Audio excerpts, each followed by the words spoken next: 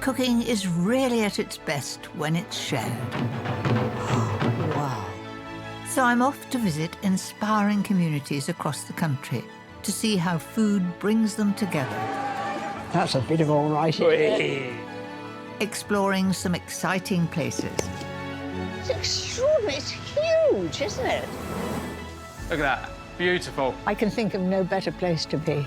While sharing mouth-watering recipes of my own. That looks amazing. I can't wait to eat it. I'm at the ready. So let's get to it.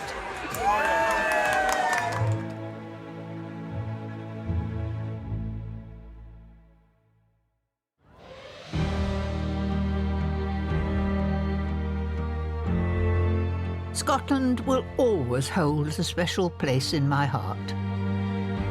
Not just for its breathtaking scenery, but also for the memories it conjures up. I'm in Scotland's beautiful city of Edinburgh. My mother was a Scot, and I feel really at home here.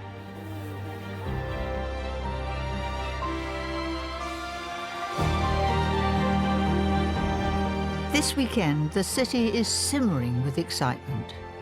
Thousands of people are here to share one particular passion.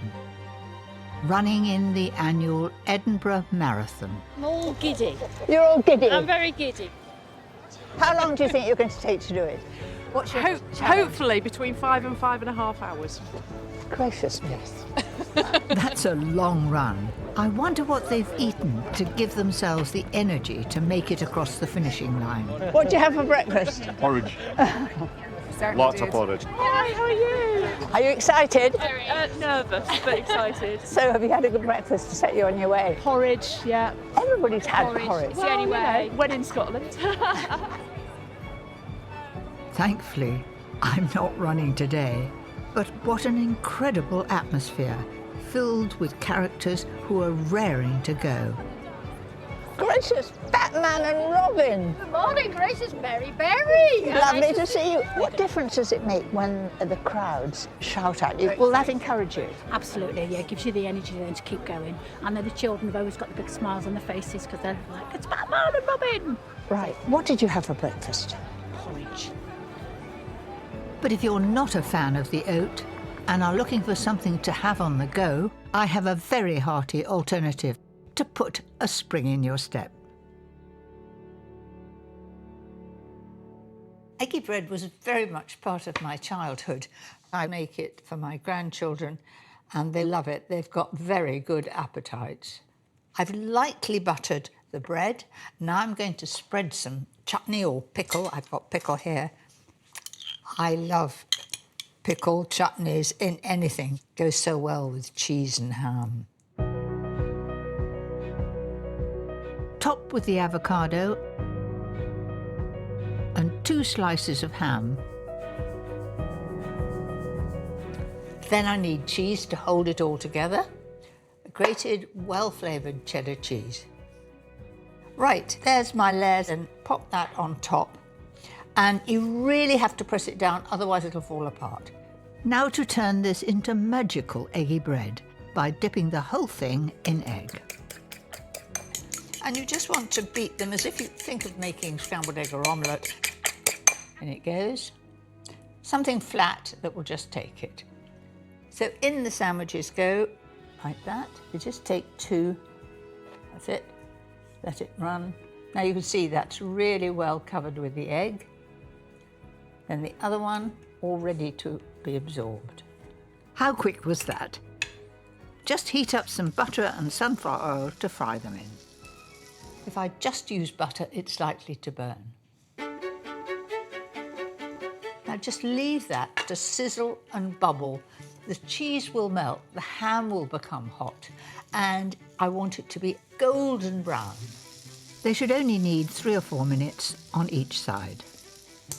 Fried bread is a real treat. It's one of the things that if my husband has been very good, and I've got some bacon fat, to have a piece of bread fried in bacon fat, there's not much better than that.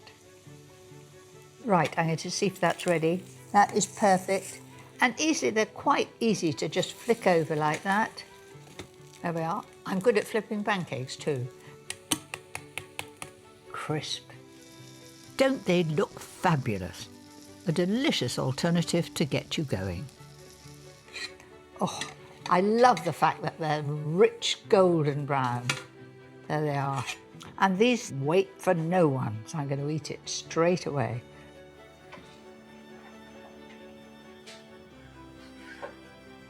It really is cram jam full of flavour.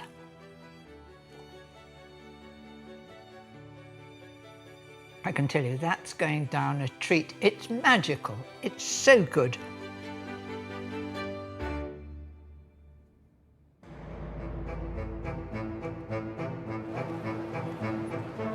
Having stretched and warmed up, the moment these runners have been waiting for is upon us. I'm so honoured to have been asked to start this year's marathon. Quite a nerve-wracking experience. Well, good luck, all of you. You look amazing. You've done your training. All you've got to do is complete the course. And I know that you can do it. Good luck, everybody. I hope I've G'd these runners up as they make their way to the start line. I'm at the ready. Just one more job left on my part. And they're off.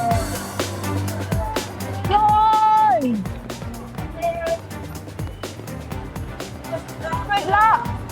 Go. Over 30,000 eager souls from all over the world have come to challenge themselves on this marathon course around the Scottish capital.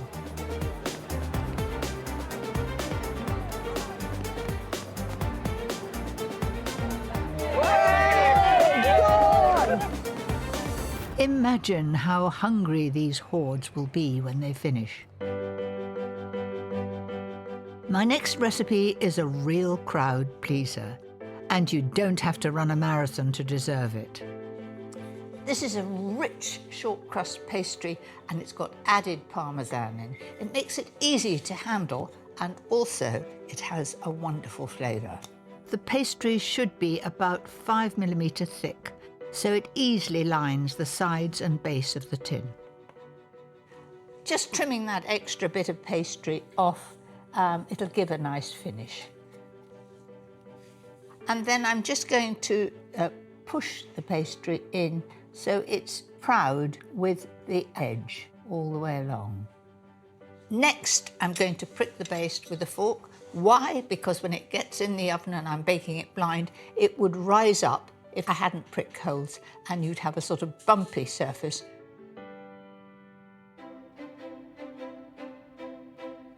While the pastry chills in the fridge, slow roast 1 kilogram of sliced tomatoes. This is better than putting them straight onto the pastry, as they would make it soggy. I'm going to add garlic. I've peeled it and then cut it into slices. And then just put those in the gap, and that wonderful flavour will go into the tomatoes. Then just drizzle the oil over the top. It's bound to be good, isn't it? Season well and pop in the oven at 180 degrees fan along with the pastry to bake blind for about 20 minutes. Then remove the beans and return to the oven for another 10 minutes or so. Once ready, the pastry will be golden and the tomatoes gently roasted and full of flavour. Now comes the fun bit, putting it all together. Because I want a really intense flavour of tomatoes, I've got some sun-dried tomato paste here. I'm going to take about 3 tablespoons. Spread that all across the base.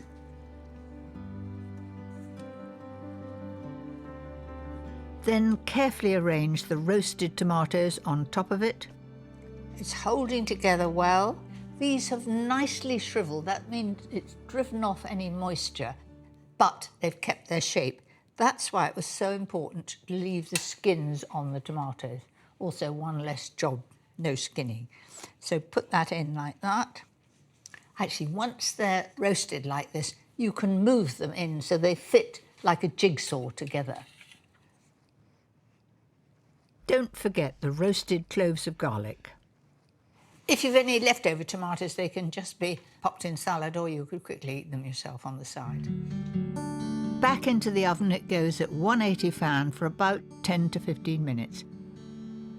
Just enough time to make that delicious Pistou topping. It's similar to pesto, but without the pine nuts. I've chopped the garlic, added the mint, basil, a splash of lemon juice and a good glug of olive oil. And just whiz it. That's done.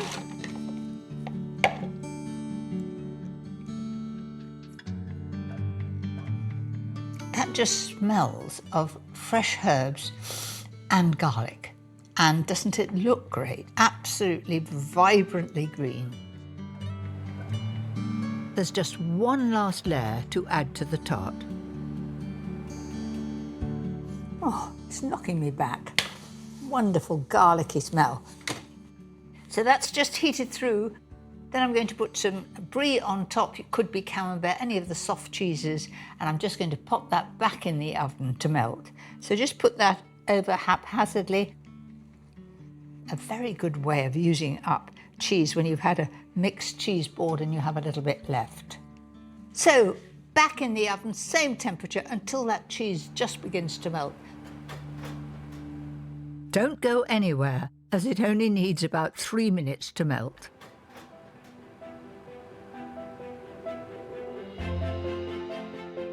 Just looks so tempting.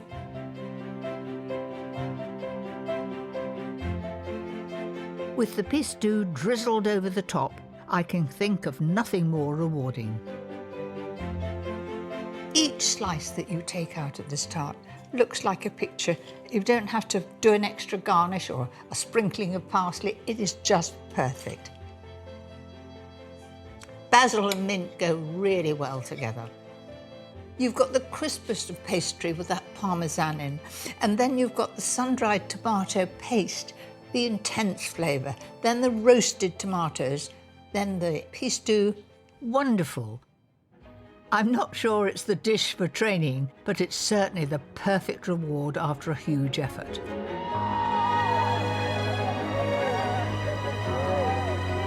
Only another 25 miles! Look at them all go, and still smiling. Come on! What an admirable group of people. While they forge on, I'm going to break away to visit one of my other favourite spots in Edinburgh, the Royal Botanical Gardens. Just 1 mile north of the city centre, these 70 acres are used by so many. One of the most passionate is local school Pilrig Park. Remember, we just squeeze the pot a little bit and then we bring them out. Hello, and so what are you up to? We're using a pea frame to grow our peas. They're going to trail up beautifully. Learning how to grow our food is so important. These students come here once a week to take part in the Botanical Gardens Plot to Plate project. We've actually been gardening with children for over 25 years. Food growing is such a brilliant thing to bring people together. It's a great thing for health. I can see the joy on these young people's faces because they're out of their routine. They come here and look forward to it. I think there's just something great about being outside and just being able to get stuck in and have a go, grow your own things, get the joy of them growing. We have a great time, actually. It's one of the highlights of my week working with Pilrig Park School. I bet it's the highlight of their week, and they look forward to next week when they come back again. Yeah. It's clear that they are inspired by this wonderful garden. Feeding this group won't be a problem. I have the perfect dish that has peas at its core and will keep them all happy. Here's a spaghetti dish that's great for a crowd, and you can do it and be on the table in 15 minutes. It is my go-to recipe of the moment. A food processor makes light work of this sauce. Throw in 125 grams of peas with 2 cloves of garlic. Then I've got cashew nuts, they're unsalted. In they go. Cashews will add such a lovely creaminess. Fairly finely grated Parmesan cheese, that gives it a lovely flavour. There we are. And then a nice good-sized bunch of basil. And it's best really to give that a little chop. And I put the stalk in as well, because it's going in a processor. Give it a blitz and slowly add 100 ml of olive oil, a little at a time. It's the most gorgeous colour, and it took no time at all. So the spaghetti, I've cooked exactly as the instructions were on the packet, and that was 12 minutes.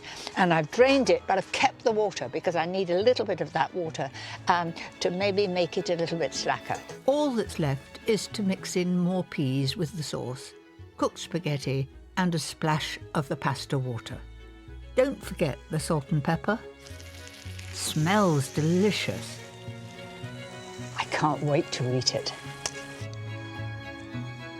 And finally, the moment I've been waiting for. Oh, that's heaven on a plate. I must get to those gardeners, have it while it's very hot.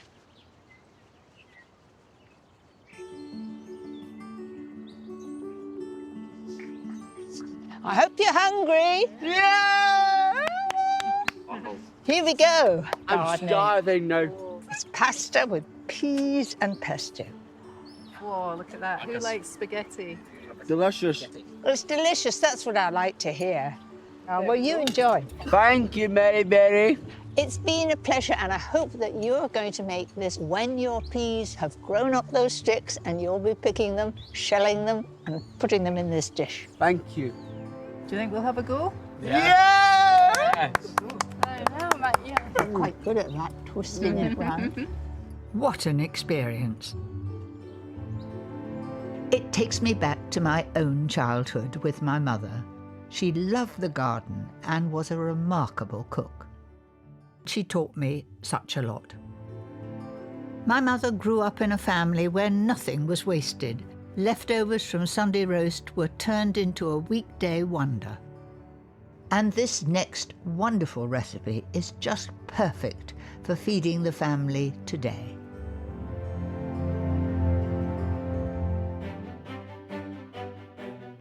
It reminds me of all the wonderful casseroles that I used to have when I was young and Mum was the cook. Start by browning off 1.2 kilos of diced lamb neck fillet.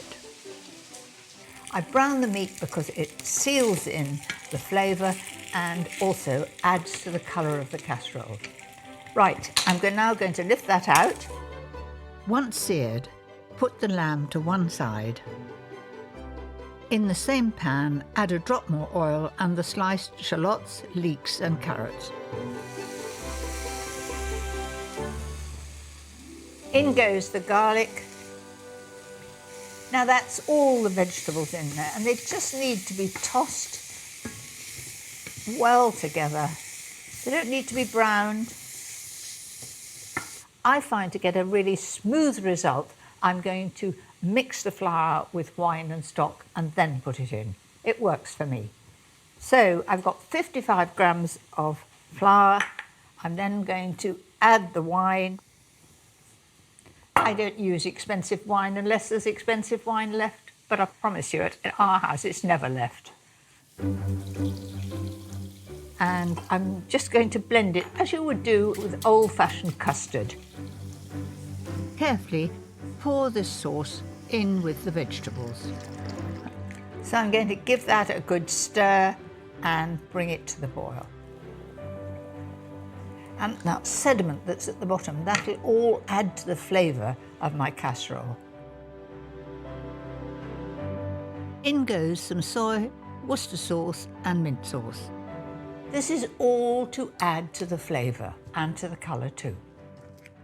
And lastly, 2 tablespoons of red currant jelly. So give that a really good stir. And at the end, before I serve it, I will taste it again and maybe add a little bit more of one of those sauces. Don't be worried that it looks a bit too thick at this stage. Once those vegetables have simmered down and the juices have come out of the meat, it will be thinner.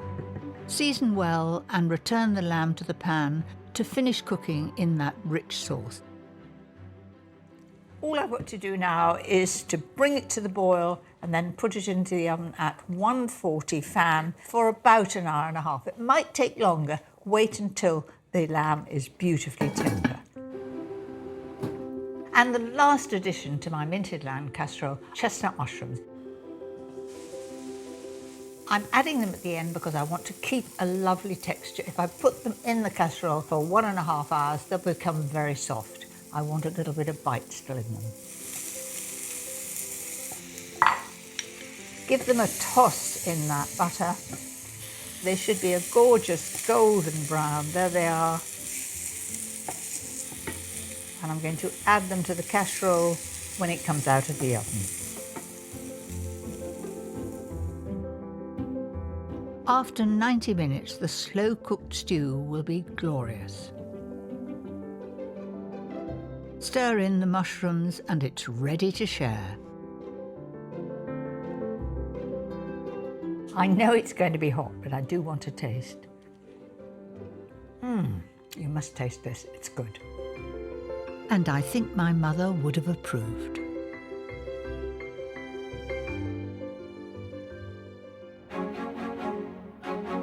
Back at the marathon, I'm overwhelmed. Where do they find the energy? Glad to see Batman and Robin are still powering through. Come on, you can do it! Just watching them makes me hungry. I have a fabulous treat for them when they cross the finishing line. It's a very indulgent recipe with a very apt name for this occasion. And now for a little bit of sheer luxury. Honeycomb Rocky Road. And it is absolutely beautiful and a lovely reward for our runners. I've got milk chocolate here and it's 400 grams just broken into pieces. Add 225 grams of butter and 6 tablespoonfuls of golden syrup into a bowl over simmering water. Oh, so good. Very naughty, but once in a while we need a treat. Stir slowly until the chocolate and butter are melted. Oh, it's lovely. Gosh, this looks so tempting. And I'm not dipping my finger in or licking a spoon. I'm doing what I should do, stirring until it's all melted. This combination of butter, milk chocolate and golden syrup is perfectly balanced. And it looks lovely. Beautifully runny, in it goes. Look at that. I don't want to waste any, so let's scrape the last little bit out. And in goes the digestive biscuits, 500 grams. And I've broken them into little pieces because you want a bit of texture and you want to see that biscuit. Just look at how easily that rich chocolate coats the crunchy biscuits. Absolute heaven. Then we're going to put that straight in the tin. Push it into the corners. It can be as higgledy-piggledy as you like, except for this one trick. If you don't level it off, what happens is it breaks when you actually cut it up when it's set. If you thought that was enough chocolate, then leave now. I'm dividing 4 honeycomb bars into thick slices. You might say this is gilding the lily, but I don't think so. It's just making it the very, very best Rocky Road. So just put this in, fairly sort of higgledy-piggledy over the top. That's it. How about that for a cook's perk?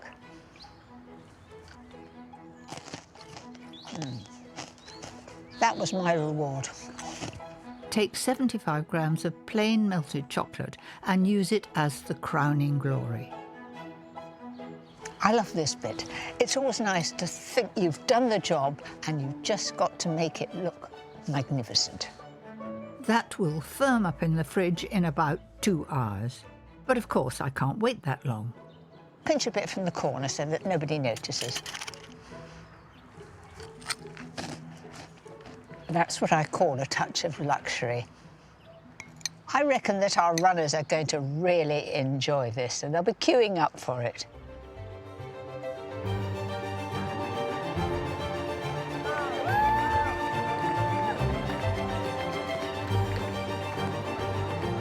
The runners have finally come to the end of their rocky road, but they have another waiting for them in the wings. And I've been joined by someone very special to me. Would you ever have a go then, Abby? I have done a half marathon with Dad, but I think a whole marathon will be a whole different ballgame. My granddaughter Abby is a student at Edinburgh University You take the rocky road? Yes. and is here to help share out my rocky road. Hello. It's Rocky Road. What do you think of it? Really good. Tell us. Thank you very much. Mary Berry's Rocky Road. Wow, amazing. Would you like a Rocky Road? I'd love it. There we are. It's an inspiration talking to some of the people who've completed this extraordinary task. Oh, fantastic. Try some Rocky Road. This is amazing. Do you think you need a treat now? Yes. It is delicious. So how did you do, Mum? Good. I got a PB for me. Oh. 312. Whoa, that's so good. Thank Well you. done. So I've raised nearly £2,000. £2,000. That's amazing. Well, they seem to enjoy all that. Yeah, they loved it. A great reward after all that work.